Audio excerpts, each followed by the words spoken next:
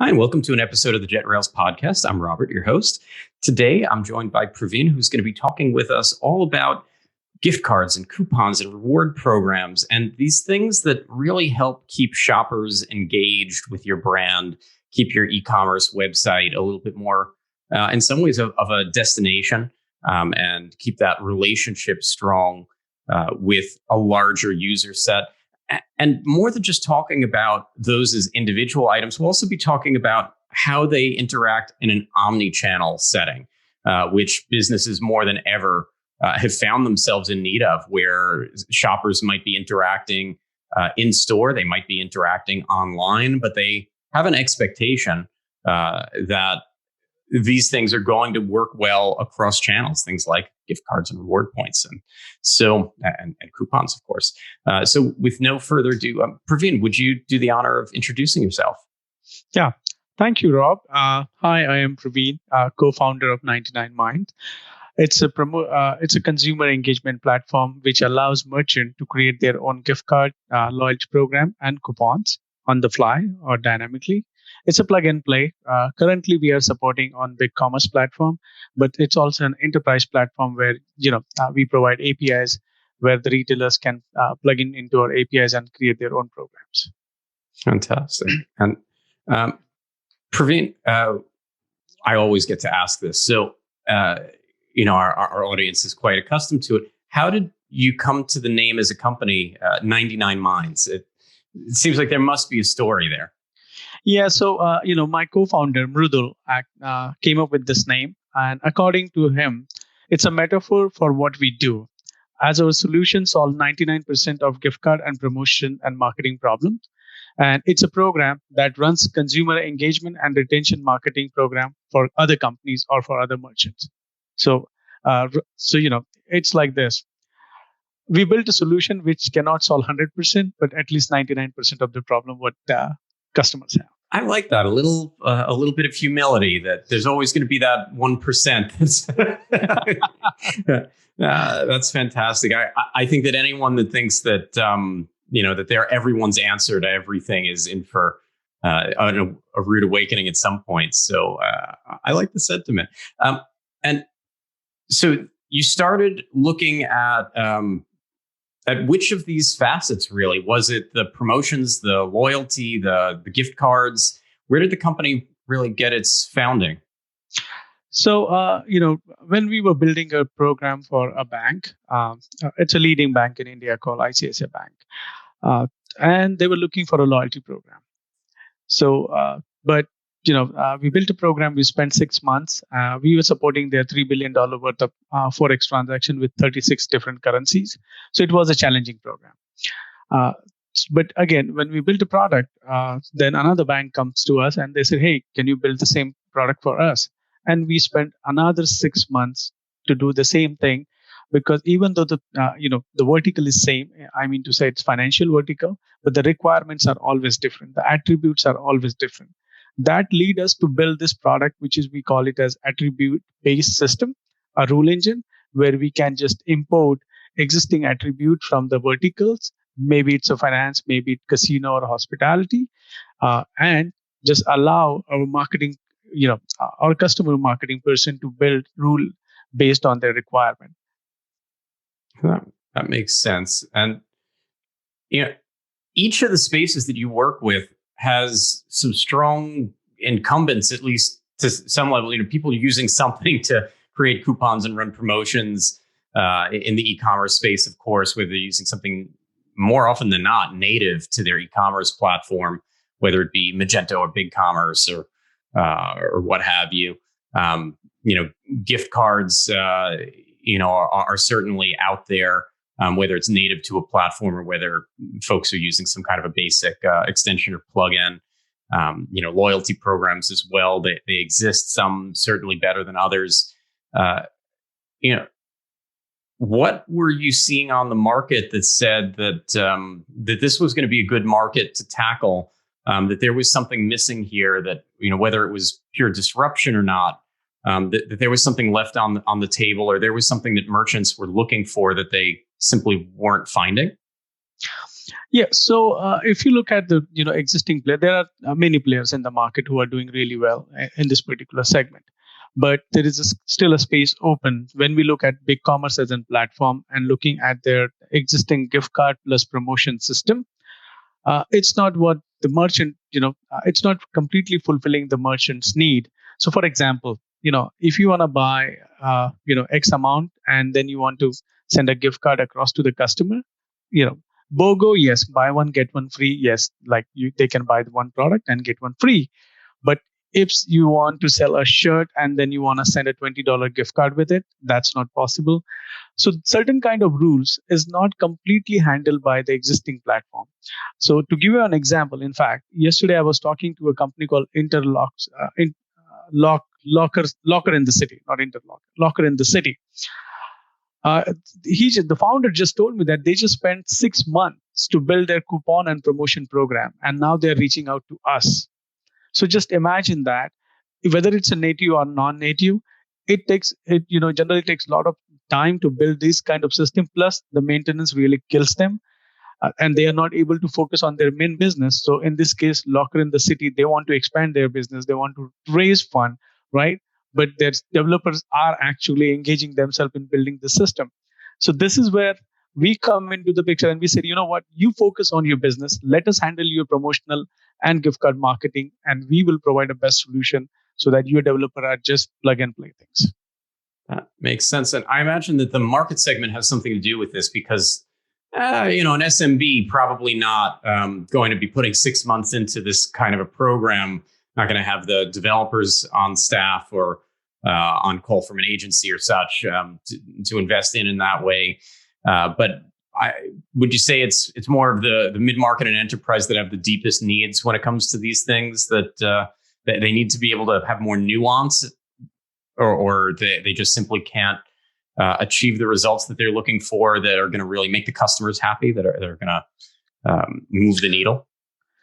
So, as you rightly said, yes, the small merchants who are generally on the big commerce, right? There are app like us who can help them to achieve what they're looking for in a shorter span of time. And if I'm talking about a medium to enterprise segment, enterprise products are generally very hard to change on the fly because they have a large scale, and a lot of time actually their product manager or their marketing people complains about, like, the system is too rigid that they don't, even if they want to launch a program, let's say in a month span of time, it takes them 3 months to launch a program because it just they have to involve their developers, the tech team, and so many things behind the scene. Mm-hmm. And this is exactly the segment we are targeting, that hey, if you want to change your program on the fly, mm-hmm, we help you out. It's not going to take 3 months. So these aren't the just give people 10% off, give everyone the same coupon code, call it a day. This is when we're getting into something more. And I like your example of meet these terms, buy this or this amount of something, or whatever the trigger is, whatever the conditions are that have to be met, and then you're going to get a gift card. And that's a really nice way to do things. I know from a previous conversation with you, I really clued in that you've got what I enjoyed is a bit of a more unique philosophy around gift cards and the power that they have, as opposed to coupons that we all know that so many merchants that give out coupons regularly, whether it's for signing up for something or as some kind of promotion or gift to the consumer. And coupons don't often feel like they're worth very much. I mean, I get so many in the mail that I throw out on a weekly basis. Absolutely. They don't always have the same impact. How do you look at gift cards in general? Is it more as a currency? Is it more as some kind of a perhaps a psychological tool, because people that have a gift card feel like they have something actionable? Yes. So there's a new term for this, something called branded currency, right? So the branded currency evolves. It's like, it's a merchant currency or the retailer's currency, right? So when you have a gift card, you are empowered to spend it. It has a value in it. A promotional gift card can be expiry, but it's not a coupon which generally gives you a discount on it. It has a tangible value. If you put 20 in it, you can literally say, okay, I have a $10 worth of gift card. Right? Well, gift cards usually have fewer restrictions, so you can go and say, look, where a coupon usually has a lot of conditions, comparatively at least. Right. You can say, well, I have $10 here. I can buy, $15 from this store and just use the $10, or you can give that, to someone else. I mean, I can't think of a time when I gave someone a coupon and felt like I was giving them a gift, or felt like they would want that, wrapped or in an envelope, or, with a gift, with a greeting card or something. I don't think that Hallmark has sleeves in their cards for for coupons, but gift cards. I mean, hey, I'm as guilty as anyone else of handing out gift cards to lots of people for lots of reasons. Yeah. So my question, my question on that: would you give a promo code to someone or a gift card as a gift? Yeah, that's a pretty obvious one, right? I mean, we don't know each other that well, so maybe you know. I think that's pretty good, but I like that term that you use, branded currency. I'm probably going to steal that. I apologize in advance. Oh, no. I assume you haven't copyrighted it yet. So shame on you for saying it to a guy like me that you shouldn't really trust at all. So actually, there's no copyright. There is someone from Harvard actually innovated that word a few years ago. But there is one example I would like to give you in terms of the branded currency, that how Amazon and Starbucks plays with it. They are the leader in how they play with their branded currency. So have you received any time an email from Amazon saying that, hey, Rob, you got a $10 gift card, and I'm going to add a $5 if you're going to use that $10 in this week? I've gotten things like that from them. Yeah. So that is like the power of branded currency, that you can add the value on the fly because it's your currency, and you are enticing a customer that, hey, come on my shop with that $10 gift card. I'm adding a $5 if you're using it in this week, so it's a $15, right? And if you look at the Starbucks, they had changed the entire payment system with this by adding a reloadable gift card. So nowadays, at this point of time, if I'm not wrong, it's a billions of dollars, Starbucks is managing at this moment, right? And I mean, that's basically the public and corporations that buy them as, gift cards to give out and what have you. That's almost a loan. It's a line of credit from the outside because they have the cash, and eventually a percentage of that will be called back, that people come and use the cards and take goods, take, food, whatever it may be, drink from Starbucks or whatever, mugs and durable goods that they sell. And so, I mean, we've certainly seen that being 2020, that there are a lot of people that supported local businesses by buying gift cards, which in essence acted as some kind of a bridge loan to these businesses to say, like, we know you can't serve us, food now, or that you're hurting now, but we're gonna keep shopping with you. So, make sure you have enough for the rent, and we look forward to doing business with you for years to come. When you think about the gift card is more than a gift card, it can be, and people have certainly, I think, this year more than ever, begun treating it like that. Oh, actually. So, as you already mentioned, this pandemic has really, put a very good use case of a gift card by asking people. I mean, to their patron, the restaurants were asking their patron, hey, if you could buy a gift card of me, our restaurant at this moment, we're going to give you credit. So for example, even if you buy $100, I'm going to give you a credit of $120. And that's the way the entire, particularly in New York City, has supported their restaurant. Even the Toast POS has supported it. Square has supported it. And on the same line, we are starting Rally for Gift Card, which is an aggregation for e-commerce gift card, where they will be able to promote their gift card on our website, and they will have a complete real estate by offering them discount on those particular gift card. That's on our, we are trying to do the same, just in case if the pandemic go, further. But you're telling me that instead of walking into, I'm going to sound like an infomercial now, not on purpose, but instead of my wife sending me to go get a gift card because one of my kids has a birthday party to go to, and in a normal year, of course, and I've got to go rush out and grab something to put in an envelope, that we're gonna give, and so I've got to go to the local pharmacy or big box store, Target, Walmart, whatever, to pick up a gift card. That instead they'll be the equivalent of that, like kiosk, where you can choose from all those gift cards from these major brands, or at Costco where you can choose, gift cards and gift certificates that, from a whole other selection. That instead an online repository, an online marketplace for gift cards where you can shop for gift cards from more bespoke brands. Exactly. That's the whole idea. Absolutely. That is what we want to offer the real estate to, all those small, medium shops who doesn't get to place in the big market like Costco or CVS.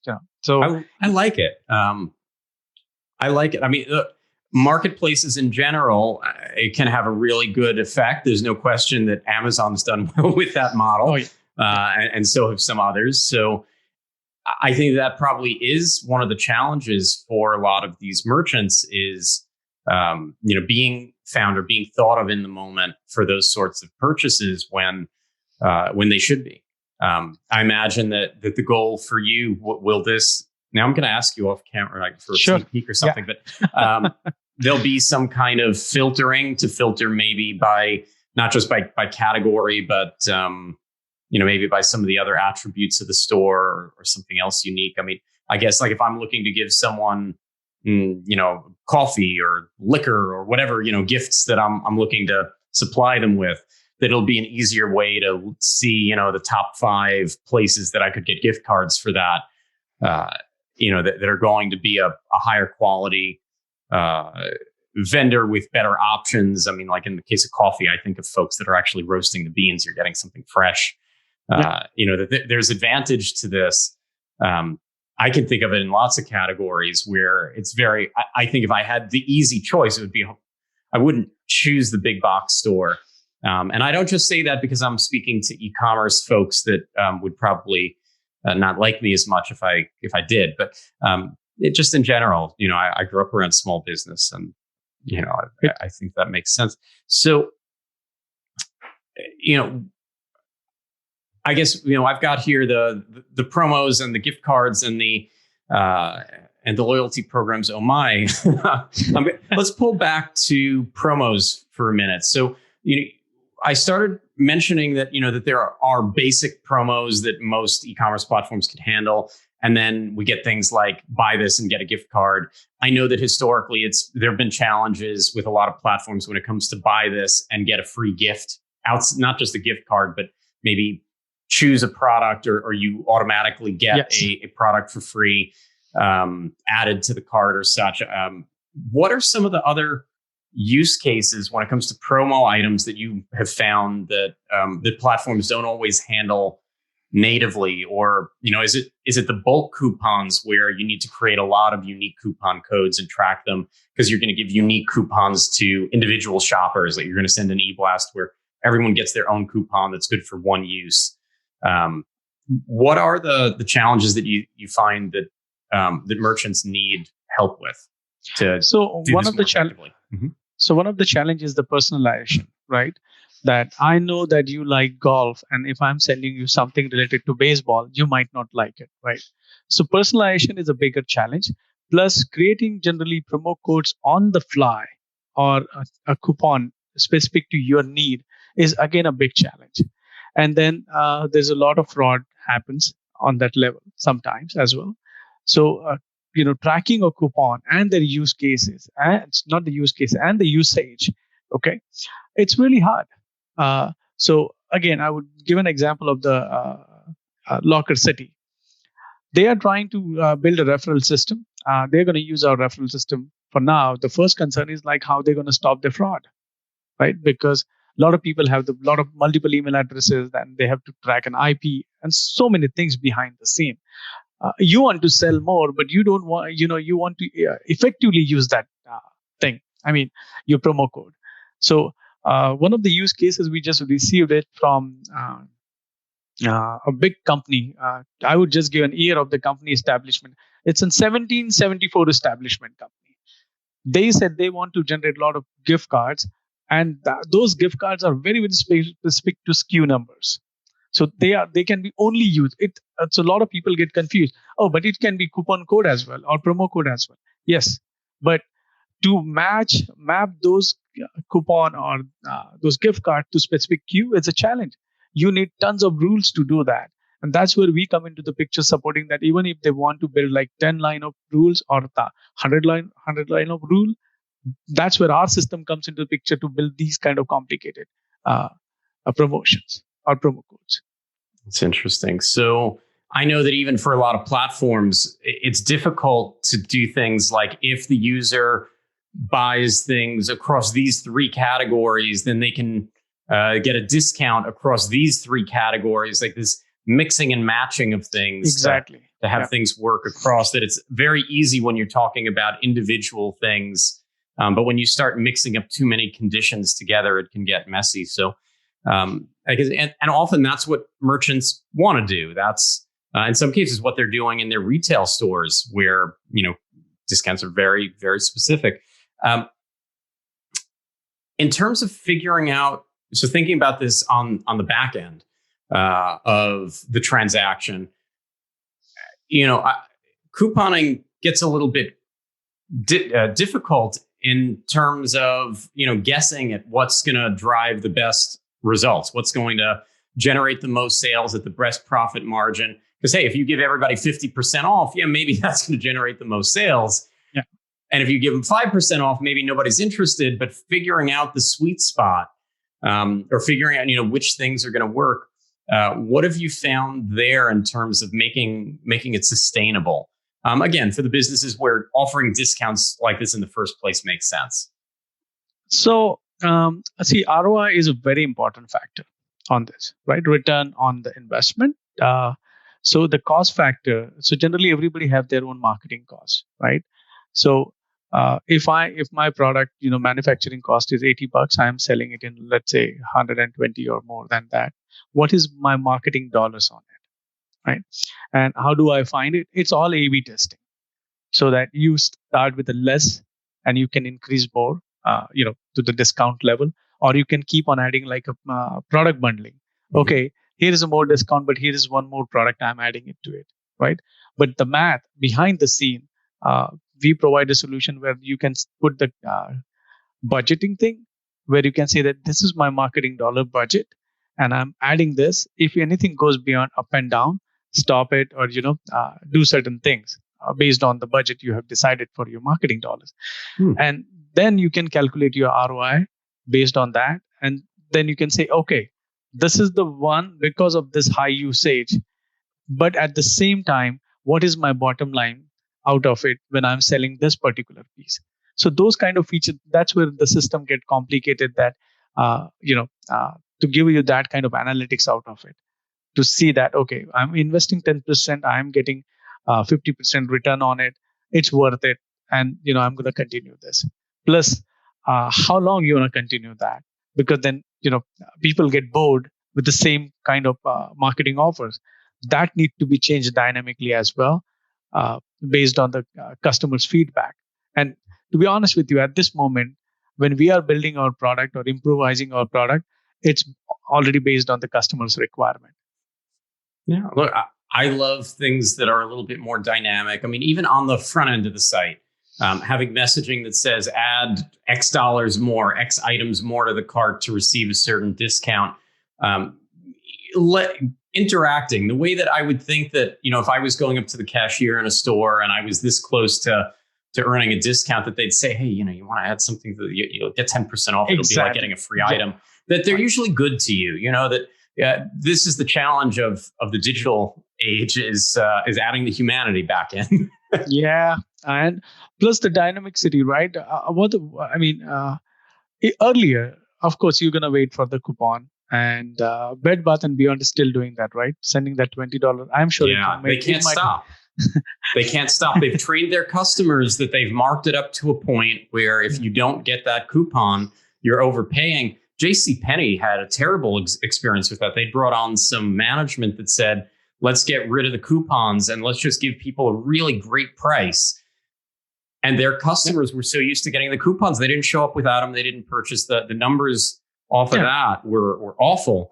I guess that's the other side to this, is being sure that when you plan out these strategies, that you have a long-term strategy for where you want to sit in the market, what you want it to do for you. Because, hey, look, if you have this coupon box on your site and people are searching for yourdomain.com, coupons, and they're going to pick your poisons, right? Retail Me Not, Coupon Chief, Coupon Cabin, whatever the affiliate marketing. Yeah, whatever it is of the day, these listings, and they're looking and they're not finding anything that works. So they're just killing time in the checkout and eventually giving up. They know that you historically coupon. They think that they should be entitled to at that point. You've basically got it showing that this is it. It's the same thing that if they see a bunch of expired 20% off coupons and the only thing available is 5, they're going to be hunting for a working 20%. I think that in some cases, that's a unique segment. The ones that are actively looking for the discount. Not everyone is, of course, but there are things I think to think through. Have you found instances like this where people almost trained their customers, either their long-term customers or otherwise, that there should be certain expectations of discounts? Yeah. So, but there is always way to change it. So, for example, if the couponing is getting too much for the for the merchant to offer, and the customer is also getting bored of it, they can start with a new offer of store credit, right? It's just a change of name. Give them a promotional store credit. You have to play with the psychology that, we just offering you a store credit of $10. Come and visit us. So I guess in the retail space, there are brands that do that, like Kohl's with Kohl's Cash, or I want to say Best Buy gives, a percentage back as the loyalty. Yes. They don't do it maybe the way that we're all used to with exact gift points, perhaps. I'd have to go back and look, but they give you, a gift certificate or thing back after a certain amount of purchasing. And again, those typically expire. There are terms that, you have to, if your average order is $100 and now you have $25 sitting here, are you prepared to spend another $75 before it expires to be able to use the $25? Like there's a whole bunch of things that go into it.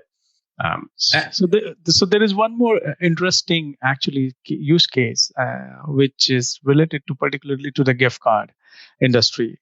What do you call cannabis industry, right? So gift card has solved the problem of the payment for the cannabis industry, where people, doesn't have a lot of bank account, or it is regulated somewhere. It is in Canada particularly, right? Mm-hmm. So they are using gift card to process it. You can buy, first gift card, but of course later on you have to show your ID and everything. But so like the CBD oil kind of stuff, and some of the other, or maybe some of the more potent products. Yes. Yeah.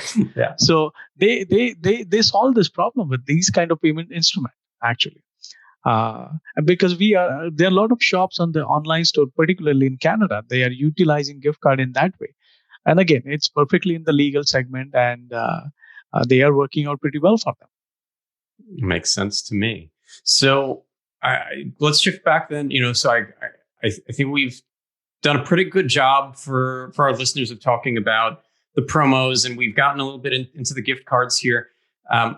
I know that one of the challenges that I saw early in the market was just from the start, a lot of platforms where there were a lot of extensions and add-ons and things that didn't treat gift cards as a currency. Going back to something you said earlier, they treated them as discount codes, and that for any merchant that scaled up at some point, their head of finance, CFO, whatever, was gonna come back to them, because that's a problem.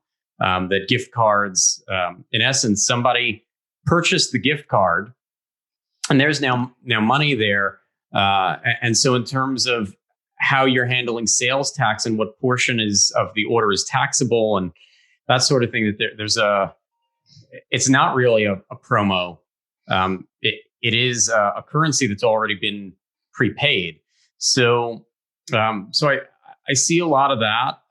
I also a lot of cases where it's difficult to use the gift cards in store and online, where you kind of, for a lot of brands, have to choose one or the other historically. What are the pressure points that you've run into in particular? Are there a few things that you think that brands have a very hard time with in terms of omni-channel or just e-commerce in general? No, so I'll answer your first question. That how brands are taking care of the gift card as a liability or anything, right? They have to maintain certain. So every state has a different law, and there is something called ES sheet law, where after certain year, either they have to submit their um, you know. The remaining amount on the gift card to the state, or they have to send out a notification to the customer that they have a gift card and they can encash it. I think certain state like New Jersey allowed you to encash up to a certain amount.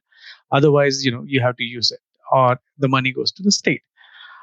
In terms of omni-channel, if I'm not wrong, you're saying that the gift card has to work online as well as in store. If that is Sure. the Well, because the challenge with that is that they're using one software for their point of sale. They're using another software for their e-commerce, and these two, getting that to work properly so that someone can't, at 9 a.m. go and use the gift card on the website, and at 10 a.m. walk into the store and use the same gift card, or that they're not using a shared data set. So the whole thing can get a little bit messy.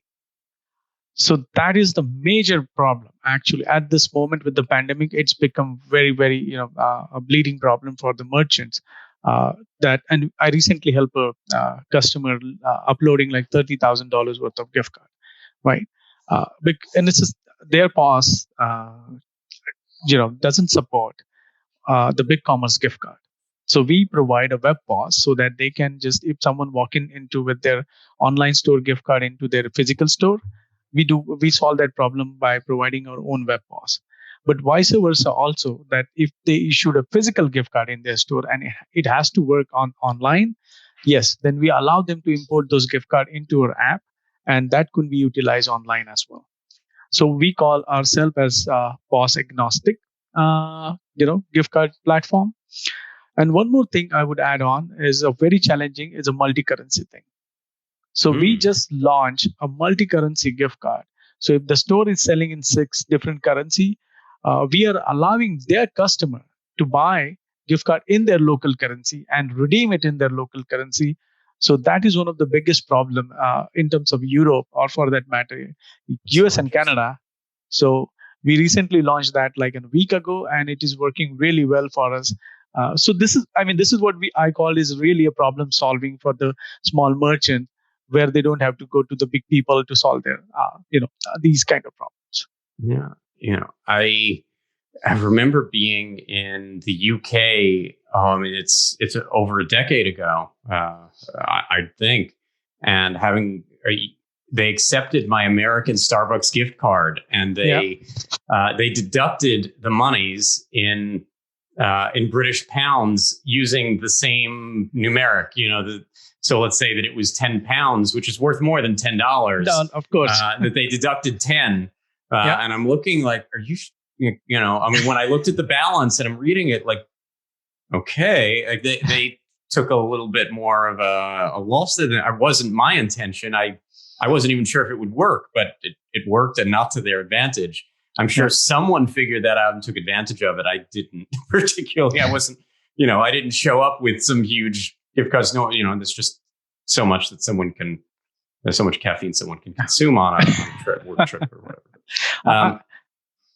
It's people are sometimes surprised by some of these challenges. I think a lot of merchants certainly aren't in that international space, but for those that are, there are nuances to this that are easily lost.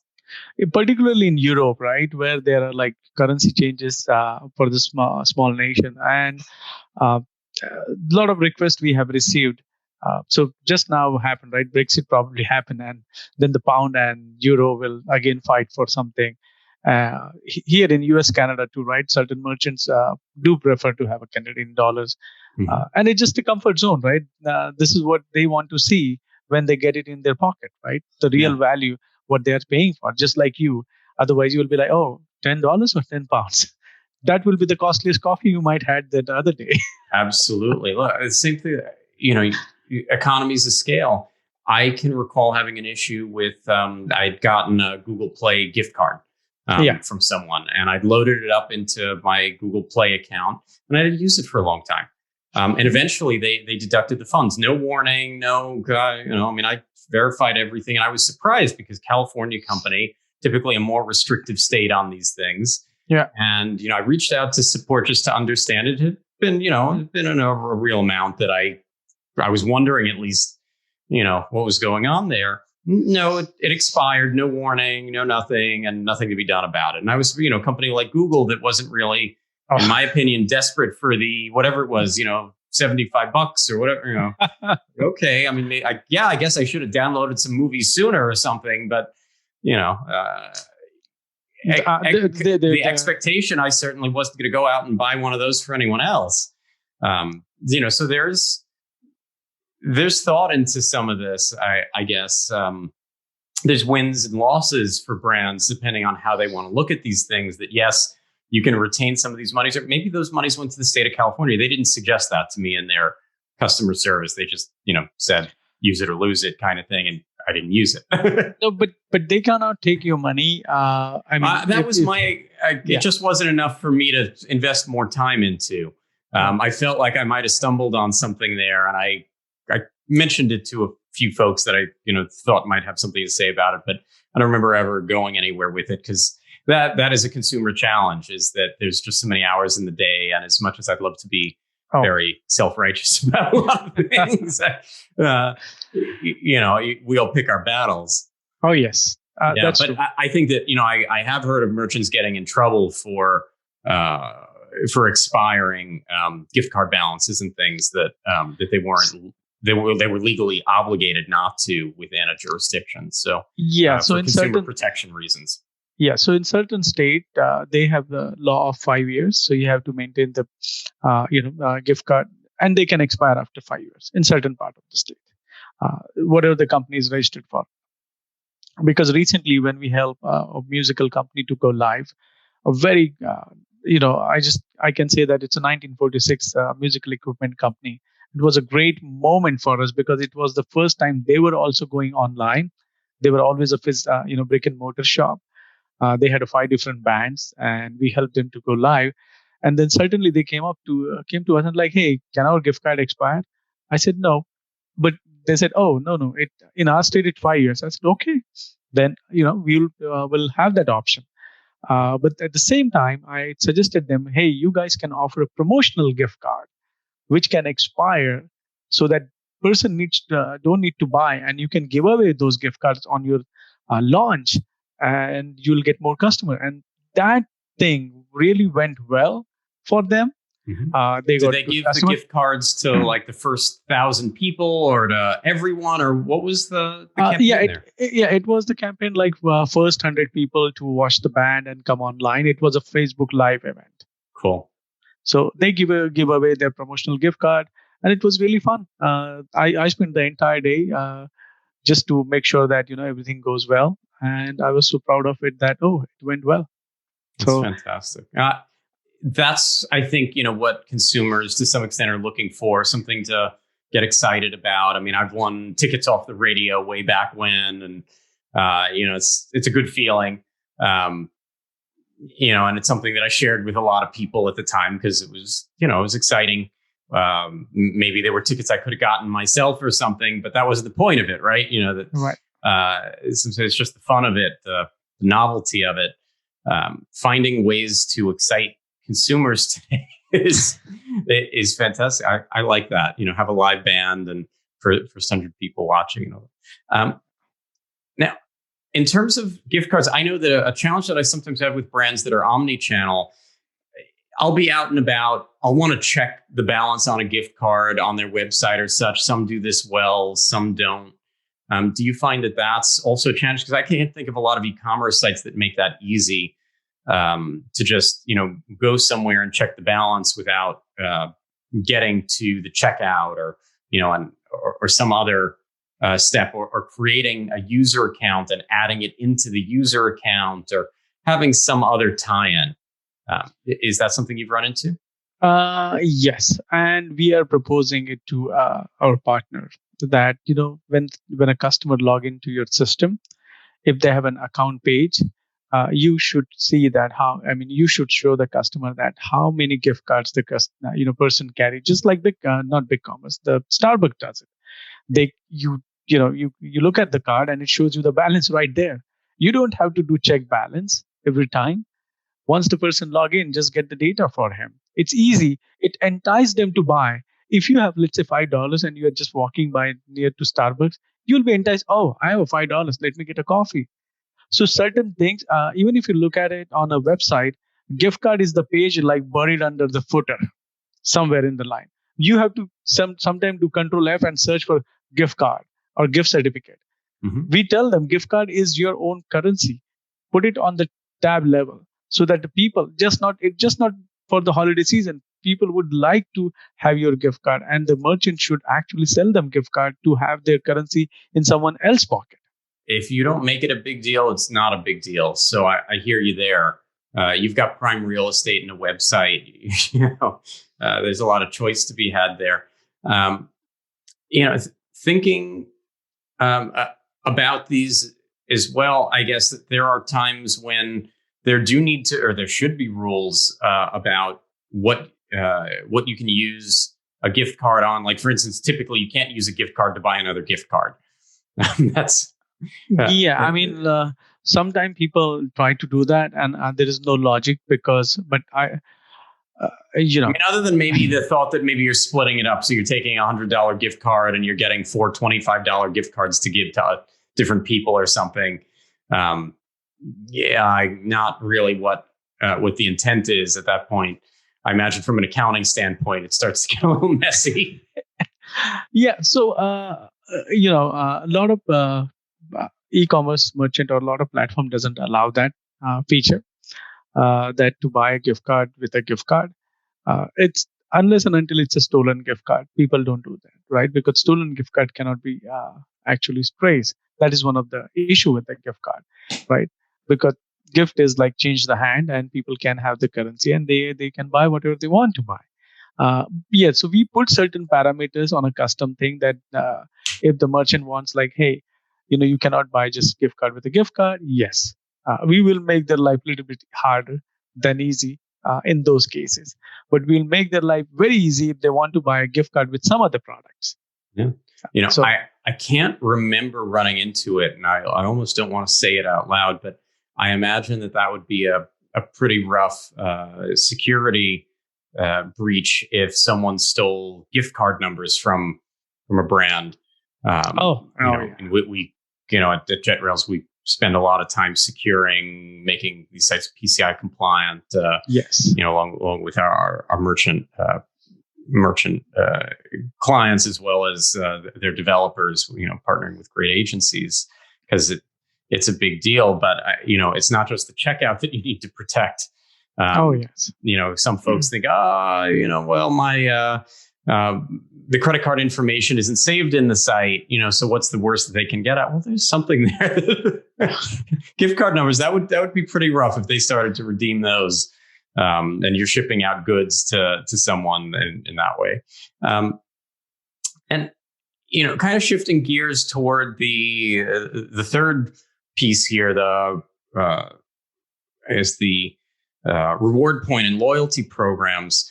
I imagine that on the gift cards that you probably need some rules that say whether or not buying a gift card or redeeming a gift card is going to generate reward points, because you're not going to give points on both. Yeah. You're really only seeing cash once in that transaction.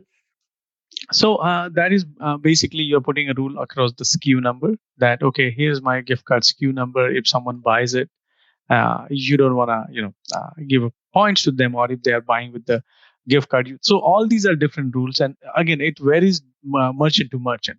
What is their offering? We just give a platform where they can build these kind of rules specific to their SKU, to the product, or to the gift cards. But we don't, dictate or tell them that what to do. We just put it into the best practices, just to know that, okay, if you want to follow the guideline, here are your guidelines, but you are free to do whatever your marketing guy tells you to do to get more revenue. Yeah, it's interesting. And so on the promotional side of things, what are some of the things that you found? Because obviously there's the make a purchase and you get points, and those points live here, and so they're sitting here, and you can redeem it toward future purchases, and that helps keep people. Hopefully, at least a percentage of people that enjoy those programs and the gamification that goes with them, get them coming back. What are some of the other nuances that you've found are a big deal? And, how have you seen this done particularly well? Because I like when stores, so, I used the phrase Kohl's Cash earlier from a particular retailer, when they brand it their own way, when they figure out a good strategy for how many points they're going to give for every dollar spent, and what those points are going to be worth when they're redeemed. Is it a point is a penny? What's it going to be? And usually they find other ways to grant those points, of course, in order to keep engagement and to send emails and things to remind people and keep engagement. But a lot of this is of course about engagement. So where have you seen some winning strategies? What's really worked in the loyalty space from your perspective? So again, it's offering what matters to the customer. You can gain the customer trust and the loyalty by offering a very good behavior, a lot of sales strategies, or a lot of other strategies you can, or a customer services as well, other than giving just a point away. Giving away, it's just that is like you're honoring that they are buying and you're giving it in return. But there's something like you can also build a sorry as a service. If something goes wrong, how are you going to credit them other than just giving away the points? What are the other features you can add up to, right? I've told airlines after an incident, like, couldn't you just give me a few thousand? I mean, right now nobody's using those, but this way we don't have to talk about it anymore. Like the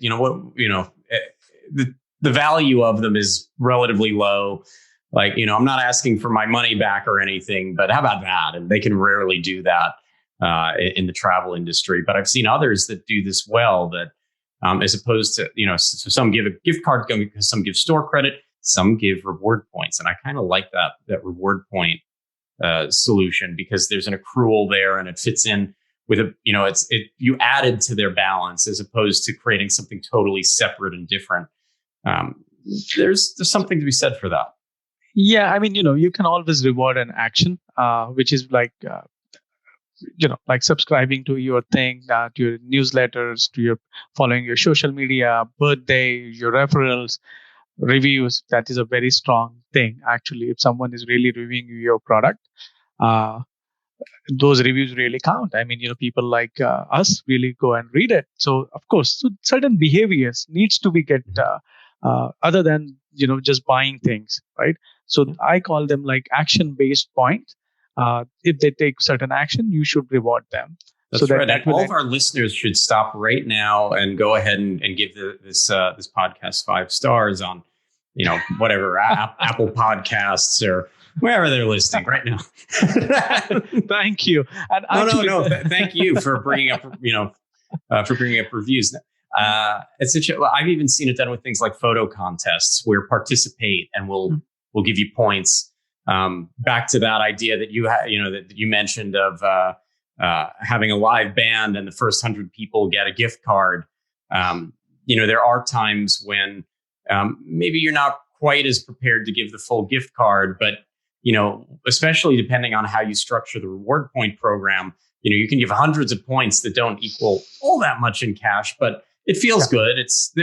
I think in some cases it's even different users that are attracted to these different things. And so sometimes it's varying it. I think for a lot of businesses, this comes down to, as we were talking a little a little bit about earlier with coupons and promotions, testing and measuring and seeing what your user base actually reacts to. Maybe it's a younger user base or older user base. Maybe it's, this or that, whatever it may be. Maybe you have product that that people come back to the store all the time because it's some kind of renewable, some kind of consumable, and that makes sense. And maybe not as often, and it's going to take more to entice them back. So I get a little bit of this and that. Going back to communication, though, do you find that there's a healthy cadence, like to send an update every month on what the point balance is, or is there a way to do that right in terms of engagement? Given that, like I say, some stores probably, if they know that people are more likely to shop quarterly, they probably don't need to inundate them that much. They should update them because when they last time they used their points, okay, if they are, it also depend on the tier basis, right? What kind of member you are. Of course, they should treat every member equally, but the more loyal customer is, the tier can change, right, from gold or silver, platinum, whatever they are into it. But at the same time, they can, send out those informative emails to the customer, not every day, but bi-weekly kind of thing, that hey, here is your remaining reward points, and here are the new deals you can be. I have seen Gap and Banana Republic and those particular brands where you are able to use those interchangeable points. It's amazing. Actually, I like the way they have implemented their loyalty and I like when those things cross over. And you mentioned Bed Bath and Beyond earlier, their sister company, Bye Bye Baby, which, you have kids and you start to learn this stuff. And, you walk through the store and it looks very much like a Bed Bath, just very different product. Mm-hmm. And they have a similar couponing strategy, but they don't send out as many coupons. And they used to allow you to really use the coupons from one store and another more so. And they've made that harder. They even used to accept a lot more, make it easier for them to take expired coupons because they knew basically they had you, that you were there. Why were they going to mess with a good thing? I've seen some of their couponing strategies change, but the fact that they make it hard to cross over from one to the other with it, I found that, I understand why, in order to stay a little bit more profitable.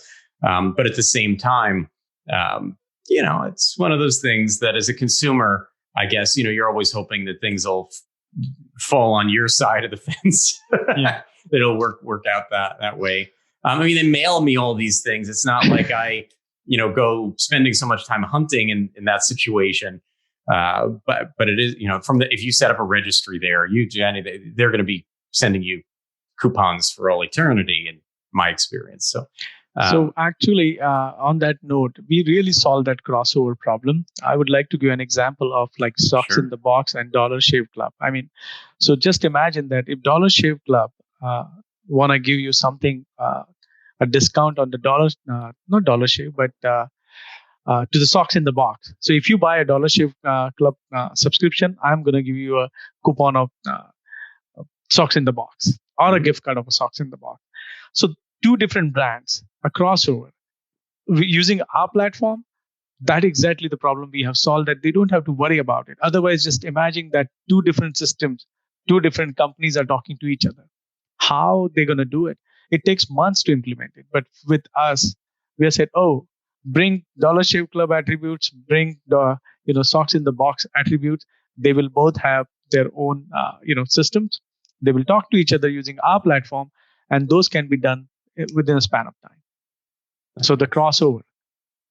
That's great. And thinking back to the rules engines, what are on the reward points some of the typical campaigns and rules that get set up? Is it for giving extra points to members or VIPs, having tiers of users based on their spending habits?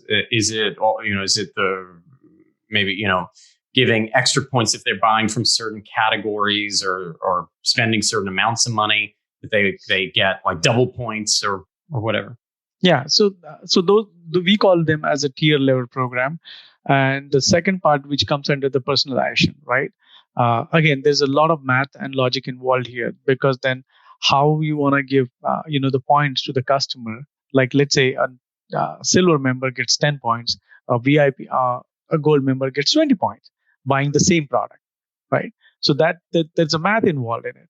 Like, okay, because gold give you more business than the silver, so you can easily afford to give those extra 10 points to that person. Uh, so that kind of complication starts when there is a lot of product you want to give the different points on the different tier level to the customers. It's a challenge for the merchant as well. So we make it easy by allowing them to give the points on the SKU level and on the tier level as well. So there's a lot of nuance. I think at this point we've probably filled people's heads pretty well with some of the things that they can do, or maybe if they have an existing program, things that they could be doing better, upping their game. Right. I know I started off talking a little bit, omni-channel, and we've talked a lot about point of sale and in store. I imagine that some of these things, especially depending on the industry someone's in, also have to work with the ERP. Yes. B2B side of the house, that things have to work with, especially when it comes to accounting and discounts and things have to align. I imagine in some cases when it comes to the promotion, social media needs to integrate well in order to offer the right things in the right times, the right places. So being API first, having something that's built to sort of be that hub and spoke model where there's a centralization for these things, for the rules engines and such. That certainly speaks to my brain.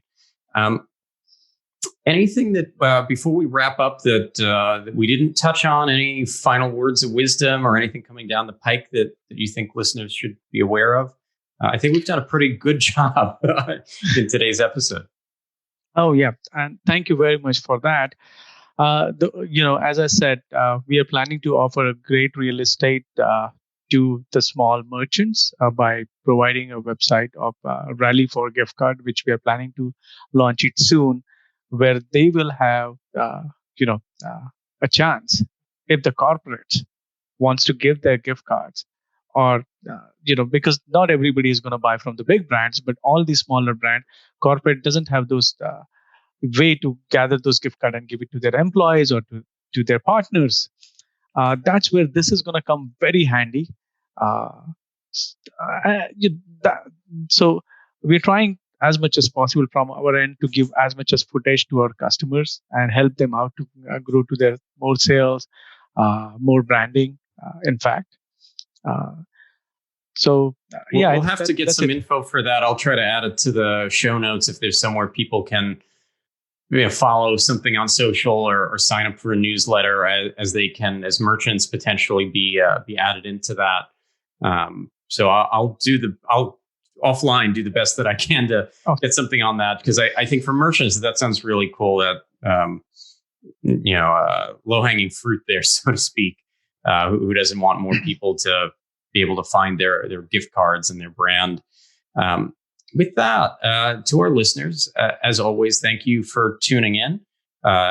Subscribe wherever you listen to find podcasts like this, or wherever you're watching this video, whether it be on YouTube or social. We wish you all the best through this holiday season. We'll be bringing you lots more great content like this, and happy selling, everyone. And Pravin, thanks so much for joining today.